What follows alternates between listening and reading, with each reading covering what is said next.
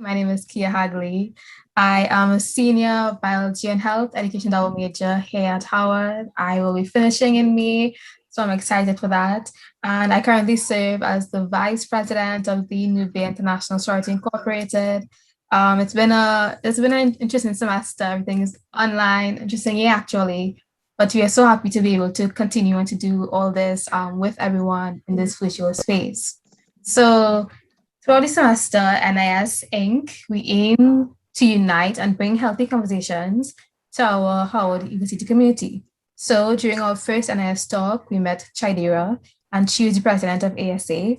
And today we're going to be joined by another member of our international community here at Howard. And in our conversation, we aim to highlight the relationships of women of different communities and their experiences while here.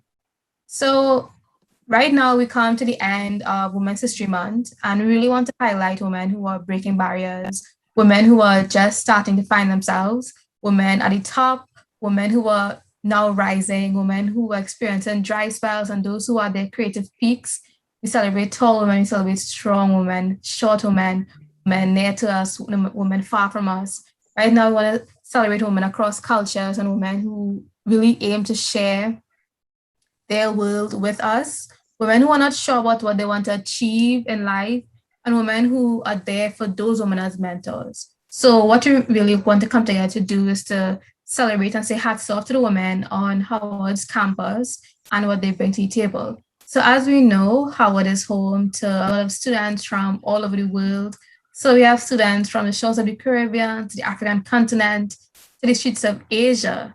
So, in the USA, it is becoming an epicenter for cultural diversity, and it is therefore important that we aim to and we recognize the contributions of these individuals, their talents, and what they aim to achieve as they build their names for themselves while they're here, while they're on campus, and these people who come to Howard to make a wave, okay, to start building their own wave.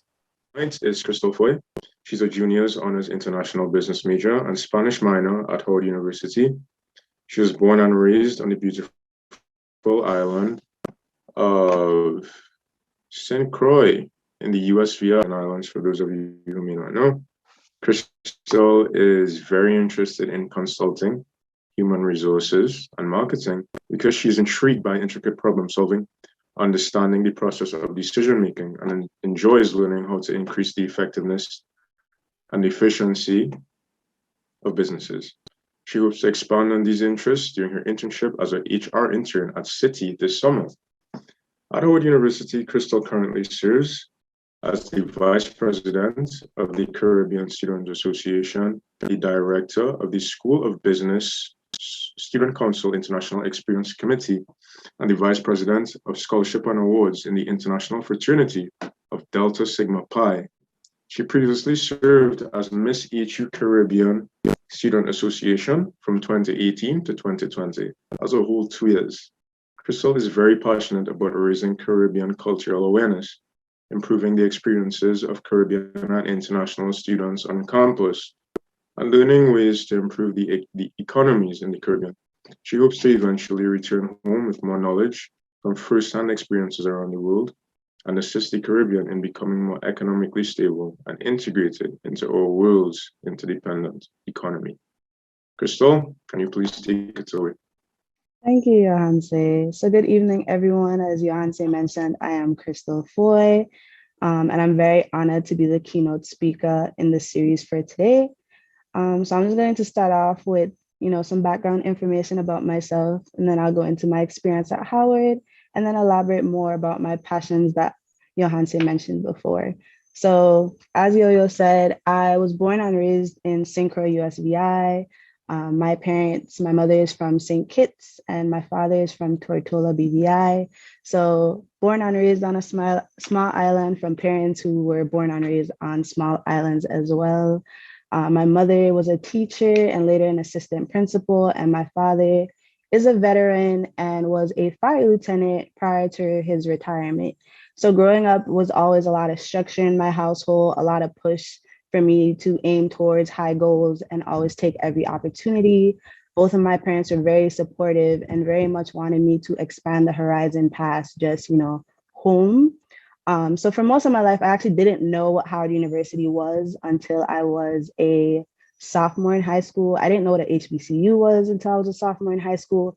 And I just happened to be on a trip representing my school in a debate conference in DC. And part of the trip was touring colleges. And so we stopped at Howard. And when we got there, I was like, I don't know why we're here. I never go to school here. It's too cold. I'm not moving up this far north. And by the end of the tour, I was like, okay, how do I apply? So I ended up applying to Howard. It became my dream school after I did research into the School of Business. And furthermore, once I learned that you could be an international business major, I always had an interest in business, but knowing that I could be taught how to do it on a global scale made it just that more important to me to pursue a degree in that major. So I applied to Howard, gladly got in, and got invited into the honors program of the School of Business. And so once I transitioned into attending Howard University, I will admit it was a culture shock. And I feel like a lot of people go through the same culture shocks. You have to get accustomed to, I walk in a room, say good morning, good afternoon, good evening. People are looking at you. You have to get used to, social cues that aren't normal back home. And you just have to kind of pick it up. And I always remember the biggest one for me was speaking when adults or authorities were speaking before they addressed me, inserting myself in conversations and understanding that I'm just as much as a professional as the other people in the room. And I remember, my advisor calling home and telling my mother, like, we need to get Crystal to speak more, because when she does speak, she has great things to say, but it's like she hesitates all the time. And my mother was like, that's part of the culture. Like, she was born and raised in a place where like it's disrespectful to cut into conversations like that. And so I really wanted to get myself out there into the Howard community from my freshman year. So starting I got involved with the SOB Student Council as an intern for the treasurer. I wanted to expand my knowledge about, how does this budget work? How does these organizations on campus work? And also, networking, getting to know people in the student council, getting to interact with students in the School of Business, and then being introduced to CSA. So I was actually invited out to CSA by some international students that were in the honors program who invited me out to a general body meeting. And so when I attended the first meeting, I found that CSA was doing great things to keep people from the Caribbean connected, giving us events to exhibit our cultures. And I just felt like that's something I needed to be involved with. But considering that the e-board is always elected the year prior, the only opportunity I saw to really get a hands-on platform in CSA was to run for Miss CSA in the pageant. And so I used my platform to get involved with CSA, but also because I noticed there was a lack of kind of professional development outside of those School of Business students. And that's kind of across Howard's board, where School of Business really drives us to know, how do you prepare for interviews? How do you get resumes started? And then also having resources for international students to know, how do you talk about if you need sponsorship? How do you get that conversation started and negotiate those situations? So I ran under a platform that really pushed for professional development as well as social activities to really start the bonds in CSA. And then continuing on into becoming a part of the e-board the following year as event coordinator, figuring out that I really enjoyed putting on events for CSA. I really enjoyed interacting with Caribbean students and learning about islands that I've never been to, including, Trinidad and Tobago, St. Lucia, Jamaica, being able to interact with people from all over the Caribbean and really learn from them. So being able to hold that position for 2 years was really an honor. And doing it while being event coordinator obviously made it much easier to get some things done. So that's really when I started to push the platform more, have some events where we got a mentorship program going within CSA and all those factors. And also continuing with council. So council at the same time, the last council before this one integrated an international experience committee, which is focused on making sure that international students within the School of Business are being properly assisted, as well as having focused events that cater to their specific needs. And when this position was made, a few people reached out to me who were running for council and said, hey, we really want you to apply for this position. You're always talking about cultural awareness. You're always the person to stand up in the room and ask about sponsorship and ask about, how do international students get involved with things? And it used to confuse people sometimes because though I am from the Caribbean, I am from a US territory. So technically, I've never had to go through applying for a visa or applying for a green card.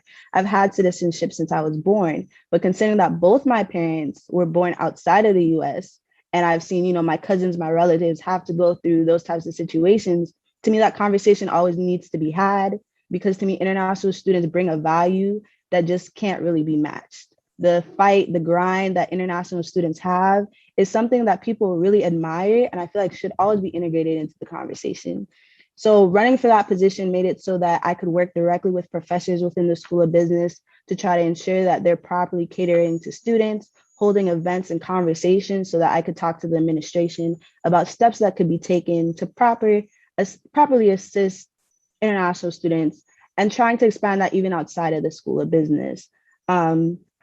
So continuing that, continuing to serve as the International Experience Director this year, starting initiatives like doing weekly posts that teach students about different countries across the world, making sure that we have alumni panels that give alumni the opportunity to come back and speak to students about how do you get the job, how do you apply for jobs, how do you navigate figuring out which companies have sponsorship, which companies don't have sponsorship. I feel like those were very important things to get done. And I truly appreciate being able to use my platform to get those things done. And so last year, I also navigated my way into the International Fraternity of Delta Sigma Pi Iota Rho chapter. And I really wanted to bring that cultural perspective into the fraternity. So I do serve as the Vice President of Scholarship and Awards, but I also serve as the International Perspectives Coordinator within DSP. And so this is a new position I actually proposed to the Brotherhood, where I recognized that there was a lack of international brothers within the fraternity, and there was a lack of international students within fraternities and sororities to begin with. And so I saw that it was a need for us to begin to really think about why is there this lack of international students partaking in these organizations when they have so many opportunities, and when international students have so many great attributes that could contribute to fraternities and sororities, and they're just as applicable as any other applicant that comes into these fraternities and sororities. So within this position, I now cater to not only within the Brotherhood starting conversations that help brothers further understand what international students go through, where brothers come from, because though some brothers may not be directly international students, their families are international, they're first generations. Having those conversations and really learning about each other. And I think it's important to start these types of conversations in all organizations when you see there's a lack of international student involvement. I feel like international students bring so many attributes, and it really comes from the fact that, in my perspective, international students work a little bit harder to get to Howard because there's so many hurdles that they have to overcome, not only just to get to Howard, but then to succeed at Howard. And so making it so that we're taking initiatives and being proactive and getting international students in the conversation, making sure they're not a second thought, but instead is at the forefront of every decision, I think that's super important. And so that's kind of a rundown of my involvement in Howard, the things I've done, and it all attributes to my passion. So you might have heard me mention it a few times. I'm very passionate about cultural awareness. I can talk about my own culture all day, every day. It's really one of my favorite things to talk about. But also I love learning about other people's cultures, and I love being able to facilitate discussions that bring that to the forefront. I think it's really important that we keep culture alive. I think it's very important that we understand the differences within culture and then also see the similarities within it and then apply it to the things we're doing. And I feel like that makes everything tie together. It makes everything easier because it helps you understand people at their core values. What makes up a person? It'll be where they come from, their culture, and their morals and values. And that's a very important conversation to have. So personally, I've taken it upon myself, the platform I started at Howard, within the professional workshop sphere, I've been able to bring it home and introduce it into high schools and help high school students here start to think about, how do I write a resume? How do I apply it to jobs? There's a lot that we don't know growing up in the Caribbean sometimes, because I know when I got to Howard, I didn't know a lot of things. I didn't know a lot of the companies that seemed to be common knowledge. I didn't know how a resume was supposed to be written. I didn't know, even setting SMART goals. Those aren't really discussions I feel like were integrated into my curriculum. So being able to take what I learned from Howard and bring it home and start to implement it into my community is very important to me. And also being driven to, started to document my own culture, my own history, my own traditions. So I started filming a docuseries. I had interviews with different culture figures in my community, different musicians in my community, different political figures in my community, and really making it so that generations after me could continue to keep the culture alive and keep the discussion going. I feel like that's really important. And I just think, Howard gives us the opportunity to take on these roles. And it's up to us to insert ourselves into the conversations and always be an advocate for where you're from. And then advocate for those that may not want to speak up. And I feel like that's what really drives me to continue to take on leadership positions on Howard's campus. Every opportunity I see to put different cultures into the conversation, to make sure international students are being represented, to make sure that, we're being progressive and inclusive, that's super important. And so for me, that really drives every passion I have to continue to take on these positions and, be involved with the things I'm involved with. This isn't a Q&A, but I can recall when I first met Crystal actually, as I served as CS's president, and you can tell from me, John, that she was interested, that she really wanted to connect others to what we did, even if she wasn't she was a general member at that time. You can tell her passion was really for bridging the gap, and you're really seeing that expand in what she's doing. So I just want to say, Crystal, I see what you're doing. I am so grateful to be able to witness all of this. And it's been amazing having you as a member and seeing what you have accomplished up to your junior year. And we can't wait to see what you do after. So just hats off to you. Thank you, Kia.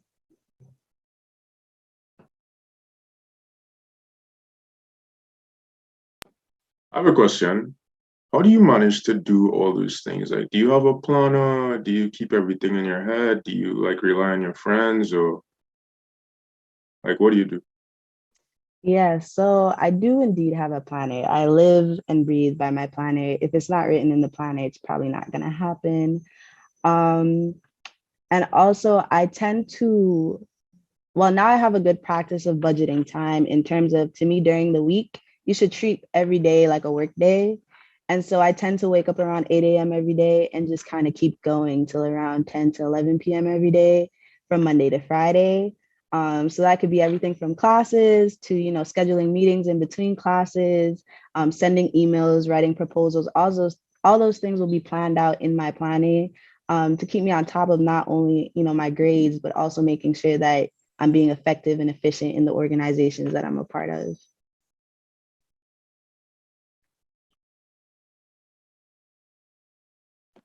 And if you all don't know, Crystal is the vice president of HUCSA, but and I serve as a president, but it really feels like if it's a joint effort, because anything I need, I just ask Crystal, yo, is this good?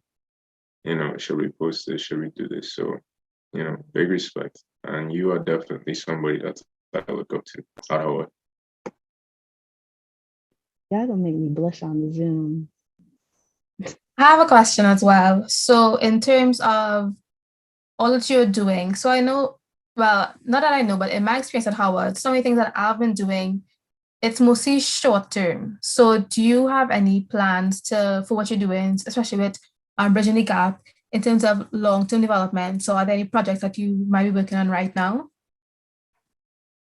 Yeah, so in terms of long-term development, for me, I like to lead by example, and I like the idea of making a path for someone, but not continuously holding a position. So for example, for student council, I've been the international experience director for 2 years now. And I feel like a lot of people expect that I'm going to do it up to my senior year, and that is not my expectation. So next year I plan, right now my committee members, both of them have expressed interest in running. And so I've encouraged both of them to run next year. And I've made it very clear, if you don't get committee members, I will make sure to apply and become a committee member instead of the director in case you need support. But I would prefer that my senior year, I can more assist than be the person in charge, to make sure that once I leave, there's someone else that knows how to keep the ball rolling past me. Because I think the issue with a lot of leaders is they like to stay in the positions they're in, but then when they leave, no one knows what to do once they've left. And I think it would make more sense that once, as a senior, I can still be there to advise, that I'll actively be still a Howard student to know exactly what's going on, to be that, person they can confide in and tell what they need assistance with. And so that's more of what I want to do. I want to lead by example and then be able to sit there and support while I'm still here. And then in terms of long-term projects, the International Perspective Coordinator within DSB, that is a new position. And that's something I want to remain alive once I have graduated. And I've made it so that right now I'm making it so that there's kind of like an alumni board that assists in the decisions that I make in how we're being inclusive with international students. So when it comes to figuring out, what kind of event I want to do or how exactly do I word this post and all those things, there'll be alumni that are already a network for whoever takes on the seat to be able to communicate with. And already I've had an alumni tell me, not only thinking about international brothers, but thinking about, again, people who are first generations, their families international, but they were born in the US, and how that can be a whole conversation within itself. And so really expanding the thought of making something live beyond you and making it so that someone can come into the role after you and be just as effective and just as efficient.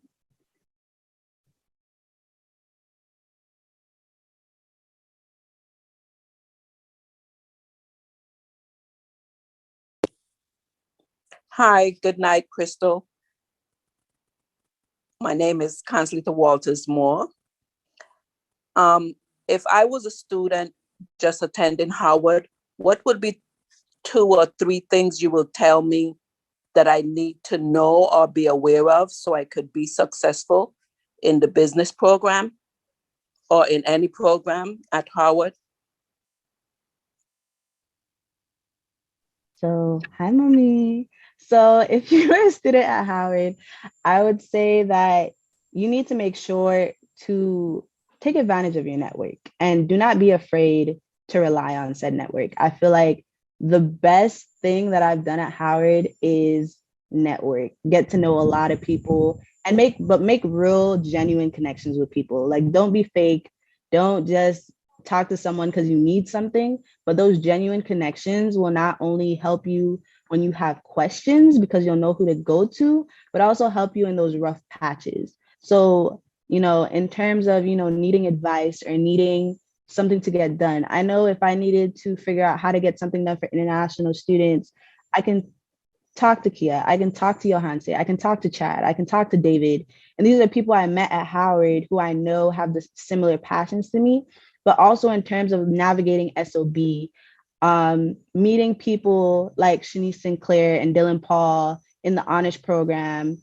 Those people really made it so that I could understand, what is the honors program like for international students? What is it lacking? What is probably going to be a barrier that I'm going to have to overcome because they've already gone through it. And I feel like as much as people may say, go to this office and that office at Howard as good resources, it's really the students that have already gone through things that'll help you get through them. Because, everyone knows about the Howard runaround. Everyone knows about the crazy professors at Howard, and hearing firsthand real life experiences from people who have already taken the courses, have already dealt with the professors, have already went through the runaround.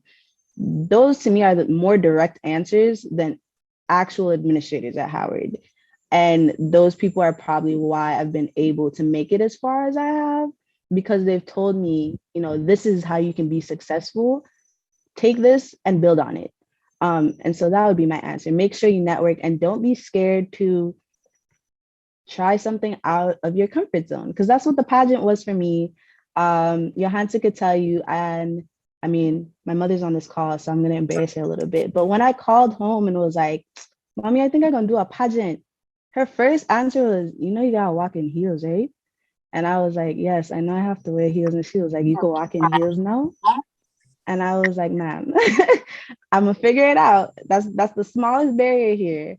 And we figured it out. And because I did the pageant, I got to meet, Kia. I got to meet the whole e-board of CSA. And then I got to be involved with CSA to the extent that I made so many great friends. Again, Chad, David, Johanse, like these are my friends that I think I'll have past Howard, past this experience. And they've been able to help me through bad days and good days. So again, your network is really what you need to rely on at Howard, because it can be a complicated journey, but it's worth it at the end. Hi everyone, my name is Ariel Downs. I'm a graduating senior biology major, chemistry minor from Trinidad and Tobago. And basically, I'd like to start off by thanking Crystal. Like, you are truly deserving of the spotlight here tonight, coming just out of Women's History Month. Very well deserving. So as a young woman, March is quite special to me, not simply because I was born in this month, but because it embodies something much larger than myself. Women's History Month, which is celebrated in the month of March, is an annual declared period that highlights the contributions of women to history and contemporary society. As I sat writing the closing for our talk here today, I pondered what it truly meant to be a woman. And honestly, it was very complicated. My perception of what it means to be a woman is heavily shaped by my culture, and I know that can vary across many different societies.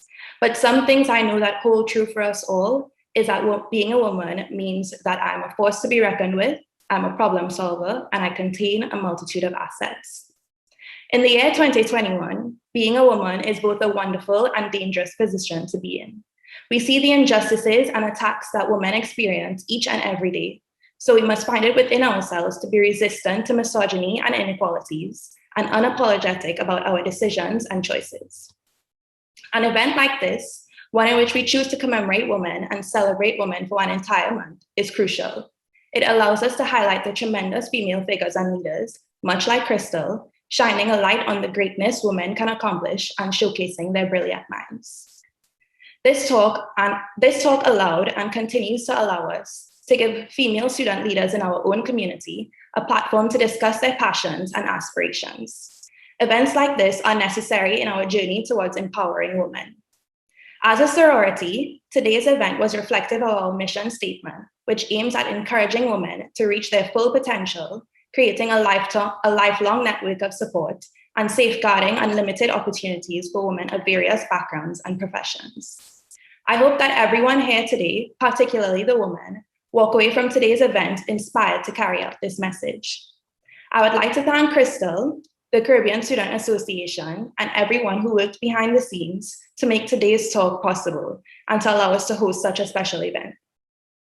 So before we leave, I would also like to touch on the NIS Women's Month campaign that was held throughout the month of March, alongside the participating organizations, which included HU IPALS, Revolt Inc., the Knights Fraternity Inc., and the Howard University Water and Environment Association. We all worked meticulously to address 4 women's rights issues via social media, which ranged from the digital gender divide to women and COVID-19, as well as violence against women and gender inclusive language. Because while it is important for us to celebrate women, we must not forget the importance of fighting against prejudices. As promised, the winner of the campaign, which was the organization with the most posts and those that followed all of our instructions, would receive a shout out from our sorority on social media. Now, to be quite honest, all of the participating organizations still did follow the instructions. So it really boiled down to the organization that participated and posted first. And with that being said, the winner of our campaign and the organization that will receive a shout out tomorrow on Instagram is, drumroll, Revolt Inc. So we would like to thank you so much for your participation, as well as the other organizations, because without everyone's effort here today, we would not be able to have such a successful campaign and reach so many people with such critical and important information. So with that being said, I would again like to thank Crystal and CSA for tonight's event, and I hope everyone enjoys the rest of their day and that we leave tonight's talk feeling inspired to continue being great.